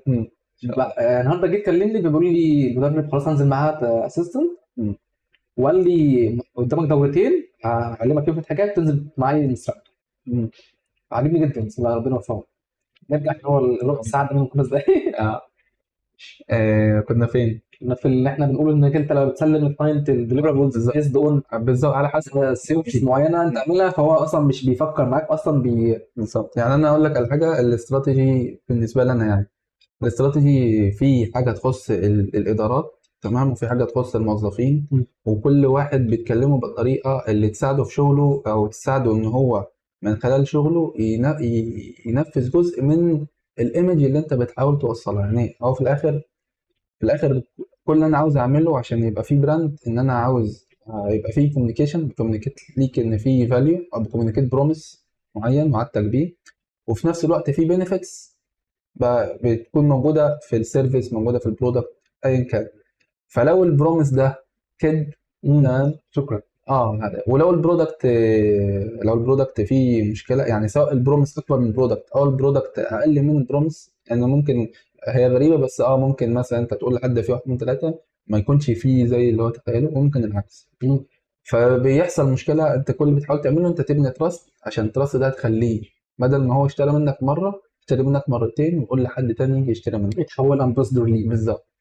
فانت بتحاول تخلي كل واحد جوه الشركه، عارفين كل واحد جوه الشركه يبقى ليه دور، ويبقى فاهم ازاي هو بيأثر في البتاع، ويعمل ايه، يعمل ايه كواحد اتنين تلاته. طب احنا اتكلمنا في الاستراتيجي، ونسيت اسال لك انت اتعلمت استراتيجي ازاي؟ اتعلمت استراتيجي بشكل اساسي كان من الكتب، واللي اكتشفته ان هو كتب البراندنج وكتب الاستراتيجي مفيده وبتعلمك، بس في الاخر هو ده تقدر تقول عليه حاجه ابستراكت، حاجه مجرده، دي فلسفات مش علوم تجريبيه. يعني ايه؟ يعني مثلا في واحد كاتب عامل كتاب اسمه براند استراتيجي كانفاس. البراند استراتيجي كانفاس ده في كانفاس كده معمول، فكرنا نتكلم عن الكانفاس والفريم وركس. الكانفاس ده معمول باين فيه شخصية الكاتب، فاهمني؟ في واحد تاني ديزاينر، وفي واحد تاني ماركتير. الماركتير ده ليه كورس على سكيل شير، او تقريبا كاتب برضه ليه كورس على سكيل شير، برضه باين انها شخصية اهتمامه بالكي مسجز، واهتمامه بالفيربال كونتنت او الفيربال ايدنتي واضح جدا، فاهمني؟ يعني واضح جدا ان هو مهتم بالجزء اللي هو قوي فيه. بس في الحقيقه الاستراتيجي من وجهه نظري يعني كبراند اهم فيها الجزء الاداري، ان هي تتنفذ ازاي. يعني اي واحد ممكن يعمل استراتيجي فعليا، اي واحد ممكن يذاكر بوزيشننج، ويعرف يعني ايه كور اسنس، ويعرف يعني ايه فاليوز بيرسوناليتي، ويعرف يعني ايه سيجمنتيشن، ويعني ايه ماركتنج، ويعمل الاستراتيجي. تمام؟ هل الاستراتيجي دي قابله للتنفيذ؟ هل تقدر تفولو اب معاها؟ هل الناس اللي انت عامل لهم الاستراتيجي دي، لان الاستراتيجي هي كلام على ورق، هل هنقدر ننفذها نعكسها ولا لا؟ يعني عشان كده كنت بقول لك دايما بتكومينيكيت مع الناس وبكومينيكيت مع الموظفين، ده لو في حاجه موجوده. لو مفيش حاجه موجوده بديله الاستراتيجي وبتابع معاه بقى لما يبدا يكون في تيم ويكون في افراد. ففي المفروض دايما يعني اوف انوال كده 6 شهور، كل 6 شهور كده بنشوف الاستراتيجي راحت فين، بنأنجز زيها زي اي بلان، كانك عامل ماركتنج بلان مثلا، وبتشوف الماركتنج بلان دي ماشيه ازاي. عندك كمثال على التغير في الاستراتيجي، تغير كبير في البيزنس وفي البراند استراتيجي، حالا او تعرف حاجه اكيد طبعا. حالا بدات حاجه ودلوقتي حاجه خالص، حاجه ثانيه خالص، اسمها بيت سوبر اب. ف هم بيعملوا ده بناء على ايه؟ بناء على ديتا عندهم، هم ناجحين، هم ما شاء الله عليهم. اي حد يشوف ده هيقول ده بتخبطوا، بس لا، هم عندهم ديتا معينه، هم فضلوا ان ياخدوا خساره صغيره فتره معينه، ان هم ياخدوا خساره صغيره قبل ان هم يطلعوا خالص اوت اوف بيزنس، ويحولوا الموديل بتاعهم، عارفين يحولوا البيزنس موديل بتاعهم، يشتغلوا في حاجات تانية خالص، من شركه توصيل لشركه بتدي قروض. دي اندستري ودي اندستري تانية، فاهمني؟ فهي دي ميزه ان انت يكون عندك داتا وتكون دايما بتفولو اب وكده. طب لو انا براند ديزاينر وعايز اضيف الاستراتيجي بجانب البراند اللي مسلمها. كده تبقى استراتيجيك براند فاليو، مش هينفع تبقى براند. تعملها ازاي؟ تعملها زي اسال مروان. هو جاي بكره. بص هتعملها ازاي، هتفهم يعني هتذاكر البراند استراتيجي عادي زي ما كنت بقول كده، يعني ايه بوزيشننج، يعني ايه فاليوز، يعني ايه بيرسوناليتي. الماركتنج في حاجات معينه كده تخص البراند استراتيجي هتلاقيها في اي فريم ورك هتلاقيها منتشره. هتذاكر يعني ايه فيربال ايدنتي ويعني ايه فيجوال ايدنتي، حتى لو انت بتاع براندنج هتشوف ازاي بتربط ببعض.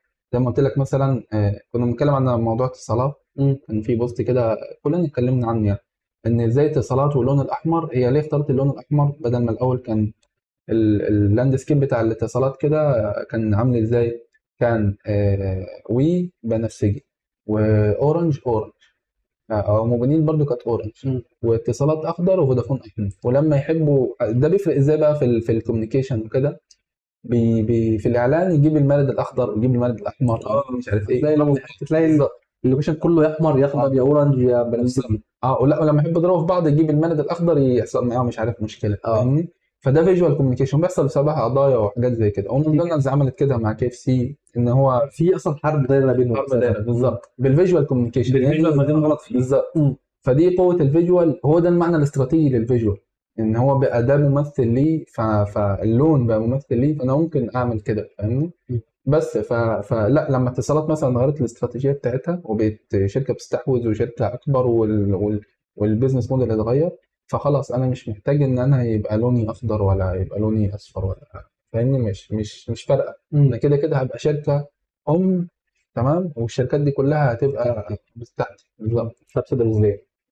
نعم سبسيدريز ليه؟ سبسيدريز ليها بالظبط. طب انت بدات جرافيك ديزاينر كده براند بعد كده. انا حتى الان بديزاين عادي، فاهمني. انا برودكت ديزاينر شغال في اليو ما انا جاي لك انت شفيت كذا مره. ليه بتشفت كتير؟ ليه دخلت لف كتير عشان انا اصلا اللي بيسموه جنراليست او بيسموه دايفرجن. جنراليست اللي هو الحد اللي هو ايه، بيكون عنده اهتمامات كتير فاهمني، وبيبقى عنده زي خبرات او زي معرفه يعني، بيتنقل ما بين الحاجات دي. بس هم في الاخر كلهم بيوفرلاب وبيكونكت، يعني سواء ده كان جرافيك، فالحاجات اللي انا اتعلمتها في الجرافيك كفاندمنتالز فادتني في جزء اليو اي، الحاجات اللي انا اتعلمتها في البيزنس فادتني في جزء اليو اكس. انا كيو اكس، اليو اكس دايما بيهتم باليوزر اكسبيرينس. انا كنت داخل يو اكس وانا فاهم جدا يعني ايه بزنس اوبجكتيفز وازاي احقق البيزنس اوبجكتيفز وايه المتركس اللي هو بيهتم بيها. المتركس عن الحاجات اللي بنقيسها اللي تخص البيزنس هو عاوز يحقق ايه. فده بيخليني انا لما اقعد مع حد مثلا بتاع حد بتاع بيزنس عاوز يعمل حاجه يو اكس، عاوز يعمل حاجه ويب، او عاوز يعمل ابلكيشن او كده، انت بتعرف تكلمه باللغه اللي هو بيفهمها، ازاي اليو اكس بيأثر على البيزنس، فاهمني. وشويه ال HTML وال CSS اتعلمتهم في الاول فادوني ان انا بقيت بعرف اكومينيكيت مع الديفلوبرز. فكل الحاجات اللي انا كل ده بيوفرلاب وكل ده بيكونكت في الاخر. انا عندي قناعه دايما ان الحاجه اللي بتتعلمها لو ما فادتكش عمرها ما هتضرك. عمرها ما هتضرك بالظبط، بس يعني مع الوقت بيبقى لازم تبقى في اولويات، يعني في حاجه افيد من حاجه، في حاجه اهم حاجه. يعني انا مثلا مش مهتم اطلاقا مثلا بحاجه مثلا زي الفلك اطلاقا، فاهمني. كده فلك بعمل كده ليه؟ لان انا مش في حاجات تانية في حاجات تانية يعني مثلا انت لاي حاجه ليها علاقه بالمجال بتاعك او باهتماماتك بتعمل لها تهتم بيها تطلع المجال بالظبط. لكن حاجه اصلا انت مش مقتنع بيها لا هو في علم فلك وكل حاجه بس مش الامراض والكلام ده كله خالص يعني. انا بحب الفيزياء على فكره، مهتم بالفيزياء ومهتم بالفيزياء مرتبط بالجيم يعني، او مش مرتبط بالجيم، زاد بسبب الجيم. ليه؟ في اللي هو طول الذراع ومش عارف الكتله ومركز الجاذبيه شويه حاجات كده. طبعا الكلام ده بيأثر على ايه؟ دخلت علوم ما كنتش احب الفيزياء. دي بقى بمناسبه الموضوع ده، انا بكره التعليم اللي هو التلقين، وبحب التعلم. يعني انا ممكن حرفيا ابدا اسيرش على مثلا ليه الكافي الروست بالطريقه دي احسن من الكافي، ايه الاضرار بتاعت دي، ممكن 3 ساعات وانا قاعد بقرا في مقالات. فالموضوع اصلا هو ثانوي جدا يعني، بس ليه؟ عشان الموضوع شدني يعني، انا احب التعلم. لكن قول لي مثلا عليك امتحان مثلا لازم اذاكر الماده دي، انا مين اللي فرض عليا الماده دي وليه اذاكرها وليه اصلا يعني وايه الفاليو؟ يعني مؤخرا بقيت بحسها فاليو مقابل حاجه. بالظبط. فاليو مقابل فلوس، فاليو مقابل فاليو ده هتاخد مني ما كانش زمان كده، انت خدت مني مثلا 6 شهور بذاكر فيهم، ايه الفاليو اللي انت تختار؟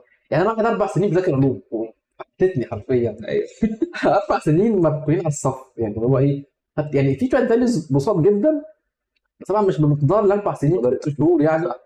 فلا عايزين نتكلم في نصايح عامه للديزاينرز. نصيحة عامة للديزاينرز. أول حاجة البرامج. البرامج مش هي الديزاين. الديزاين أوسع بكتير جدا جدا جدا جدا من عندي كمان. من البرامج. تمام. ومش معنى إن الفوتوشوب هو الاندستري ليدر دلوقتي، آه، أو أدوبي هي الاندستري ليدر دلوقتي، إن إحنا نكتفي لا، في حاجات تاني أهم من إن أنت تتعلم فوتوشوب. لازم تتعلم فاندمنتالز، لازم تتعلم يعني إيه بزنس أوف ديزاين، تتعلم ديزاين بزنس وتبيع ديزاين. لازم تتعلم يعني ايه كرييتيف استراتيجي، يعني ايه يعني ايه يكون عندك حاجه اسمها، في حاجه اسمها بنفيت، حاجه اسمها فاليو. فاهمني؟ في عندك برودكت وفي بنفيت وفي فاليو. فانا مثلا ممكن اقول لك ايه، الماوس ده ماوس فيه 2000 دي بي اي وسعره 300 جنيه. انت تقول لي انت ما تفهمش حاجه يعني ايه دي بقى اساسا؟ بالظبط. دي بي اي دي عندنا في الديزاين اللي هو دوتس بير انش. السرعه بتاعته يعني انت بقى لما بتيجي كديزاينر، لما تفهم ان الكلام ده مش بيفهمه اليوزر ومش بيفهمه حتى الكلاينت، مش بيفهمه اي حد، تكتب بدل 2000 دي بي اي تكتب ان الماوس ده يخليك تتحرك بسرعه في الشاشات الكبيره، يسمحك تتحرك بسرعه في الكيمز. تترجم البرودكت او الفيتشرز اللي في البرودكت لحاجه فاليو، لحاجه بنفيت، حاجه اليوزر يفهمها. بالظبط. ما تقوليش اس اس دي ب 2200 ميجا بايت. يعني ايه اس اس دي اساسا؟ اس اس دي انا فاهم يا جماعه. أيوة، فاهم. انا بتحمس دور الناس اللي هي ايه مش فاهمه. فكلامك منطقي جدا. انت كنت قلت جمله دلوقتي شدتني جدا، ازاي ابيع الديزاين بتاعي؟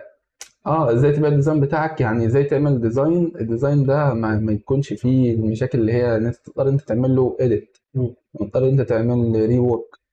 فاهمني؟ ازاي مش هتقنعه، لا انت تلعب على الحاجات اللي هي حاجات بتاعت الصناعه.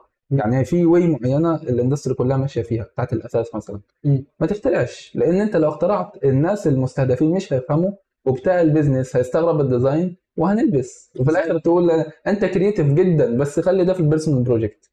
خلينا لما تحب نفس الكلام كان قاله محمد، بس انا قعدت معاه قال لك لما تيجي تعمل حاجه كرييتيف او تيجي تبيع السوق، انت هتبقى مميز بس في نفس الحته، عشان ما تبقاش شاذ عن السوق، فالناس ترفضك بره المجتمع او تبقى زيهم. بالظبط. انت هتعمل كوبايه، فانت في الاول وفي الاخر كوبايه بالظبط، بس مختلف في لون، مختلف في باترن زياده. بالظبط. تحط فيها مثلا يد مثلا، لك الفكره، تخلي القاعده مثلا ينفع تمسك فيها من تحت مثلا كده، تعمل حاجه هي اضافيه. يعني حاجه ما تبقاش كوبايه كبيره جدا فمش عارف تمسكها. بالظبط. او كوبايه مثلا خفيفه، او كوبايه ماتيريال غريبه. ما تعملش حاجات، ما تفتكسش على الاقل بدون ما تجربها، يعني بدون ما تجربها كده وتستغرب بعدين ان هي فشلت. يعني انت لو هتجرب خليك مقتنع، يعني دايما في ترايل اند ايرور بيجوا مع بعض، التجربه والفشل. ترايل تجربه، وايرور اللي هو الخطا او الفشل، فدايما بيجوا مع بعض. فانت لو هتجرب خليك متقبل ان هو هيحصل فشل. انا عندي اقتناع دايما انك انت لما تعمل حاجه اليوزر، لما تعمل حاجه عكس اللي اليوزر متعود عليها هتفشل. هتفشل. يعني انت دلوقتي انت متعود مثلا لما تيجي تفتح الباب او مثلا تركب عربيه الدركسيون مثلا على اليمين، فانت بتيجي في مصر تنقله على الشمال، الناس هتستغرب الموضوع جدا، مع انه بره في بطاريه شغال. ايوه بالظبط، عشان اللي هناك واللي هناك لما بيجي هنا بيستغرب. فانت لما تيجي تغير ان اليوزر متعود عليه هيفشل. بالظبط، هياخد وقت على الاقل عشان يعني، وده الفكره بيسموه برودكت ماركت فيت. يعني ده الفرق مثلا ما بين الحاجات العاديه اللي كانت موجوده والحاجات اللي بتظهر مره واحده، زي مثلا الايفون. عشان الايفون اول حاجه هم مش بيقولوا عليه سمارت فون. يعني اي حد في ابل لو قلت له سمارت فون يعتبر ان انت قاصد ان انت تغيظه، انت فاهم وقاصد ان انت تغيظ. ايفون از نوت سمارت فون، اتس ايفون. المهم يعني مش هي دي مشكلتنا. وانا مش ابل فان بوي بالمناسبه، بس هي الفكره في ايه، ان هو في سيستم خاص بيه كسوفت وير، وهو لما ظهر كان شاشه. وكل الاجهزه اللي موجوده كان في شاشات تاتش، بس ما كانش في حاجه زي كده، ما فيش كيبورد. فاهمني؟ كيبورد تظهر على الشاشه. فده اللي هو بيسموه ايه، بيسموه برودكت لسه ما وصلش لمرحله الماركت فات. مع الوقت لما الناس بدات تشتريه وتستخدمه، تمام، وده بسبب التراست اللي موجود عند ابل. يعني انا ليه هشتري ايفون؟ عشان جربت منهم الايبود، والايبود كان كويس، فيلا بينا نجربه. طبعا الماركتنج طبعا انا عايز اكد على الجمله اللي انت قلتها دي. انت جبت سيره ابل، ستيف جوبز لما طلع قدم الايبود ما قالكش 5000 جيجا ايوه، قال لك الاغاني في جيبك. الاغاني في جيبك، فهو بيوصلك الفاليو اللي انت عايزه، انت تستفيده بالظبط. ايه اللي الاس اس دي هيخليك تفتح الجهاز في 3 ثواني. الاس اس دي الجهاز بيفتح في 3 ثواني بس انا كده اشتريت. بالظبط. ما تقوليش مثلا تكييف مثلا مش عارف 100,000 حصان، ما يخصنيش. مش فاهم حصان يا عم هيخصنيش. ايوه مش فاهم بالظبط، بيسموه جارجون توك او بيسموه تكنيكال تيرمز، ودي يعني حتى في المانوالز دلوقتي بيحاولوا يتجنبوها، يعني تبقى موجوده بس التركيز على ان هو يفهم ال الشرح بتاع الجهاز، مش ان هو تقعد تعلمه يعني ايه حصان ويعني ايه وات والوات ده، مفيش الكلام ده. بس يا سيدي هي دي. انا مستمتع جدا يعني. انا مش عايز صراحه تبدا يخلص والله بجد. ايوه يا زياد والله العظيم بجد يعني احنا هنتقابل تاني ان شاء الله. وثالث ورابع، هنبقى اصحاب النهارده اصحاب انت تقول ايه؟ حرفيا والله بجد. دي احلى توك انا عملتها من ساعه ما عملت البودكاست الله يكرمك والله. والله العظيم يعني. بعيد انت شخص يعني انت شخص انا حبيتك جدا في الله سبحان الله الله يعني. يكرمك والله. دخلت قلب على طول. حبك انا. انا والله لولا ان وليد هيجي دلوقتي شويه يطردنا انا كنت قاعد معاك مش فاهم. بس المشكله ان هو عايز يروح تاني. فان شاء الله لينا مره تانيه باذن الله. ان شاء الله. انا مسافر سوهاج وهنا مسافر هكلمك وهنتقابل تاني. ان شاء الله. الحاجه الاخيره اللي قلت لك عليها بتاعت الكانفاس، كويس ان انت ذكرتها. الكانفاس والفريم وركس، ان هو الكانفاس موجوده عشان تساعدنا نبدا، مش عشان نبني عليها ونعيش عليها. يعني ايه؟ يعني في بزنس موديل كانفاس، في براند ستراتيجي كانفاس، وفي لين كانفاس، في كانفاس كتير. بس هي مش معموله عشان انت، يعني هي معموله عشان ايه؟ نتفق على حاجات مبدئيه، مش عشان تبقى مش هو ده الشيء، لا هو ده بيبسط الدنيا بيلمها في مكان واحد، لكن مش هو ده اللي هعيش عليه. انت دي بتبدا منه، بتبدا بعد كده تفصل، وممكن تلقى الفاليوز انفصلت كده بقى ليها كانفاس لوحدها. الفاليوز تتعمل ازاي، بيرسوناليتي تتعمل ازاي، فاهمني؟ وده موجود بالفعل. لو كتبت بيرسوناليتي فريم ورك ولا بيرسوناليتي فاليوز ولا بيرسوناليتي كانفاس، هتلاقيها جاب لك الاركتايبس ومش عارف ايه، وبدا يوزع الدنيا وكده، فاهم؟ ففي حاجات، في مثلا بلاتفورم، هي فكره قديمه، هي البراند اسنس والحاجات دي تعتبر قديم يعني كاستراتيجي، او مش شغاله يعني. كانت شغاله في فتره والدنيا اتطورت، هم مدارس بيتخانقوا مع بعض، كابترر واكر والكلام ده. ف انت دايما عندك استعداد ان انت تقلب، فاهمني؟ حتى انت كديزاينر هستخدم من جورني، ظهر من جورني هستخدم من جورني عادي، هيساعدني. شات جي بي تي هيساعدني، تمام. خلاص الفوتوشوب اختفى والبتاع ده، هشوف حاجه تاني هشتغل عليها، حاجه ريليتد بالكرييتيف، حاجه دايما عندي استعداد ان انا انط، فاهمني؟ عندي استعداد ان انا اموف اون. فكره ان انت دي طبيعه الحياه، مفيش حاجه يعني. طبيعه الحياه ان هي متقلبه ومتغيره يعني، وما دام الا وجه الله. اكيد طبعا.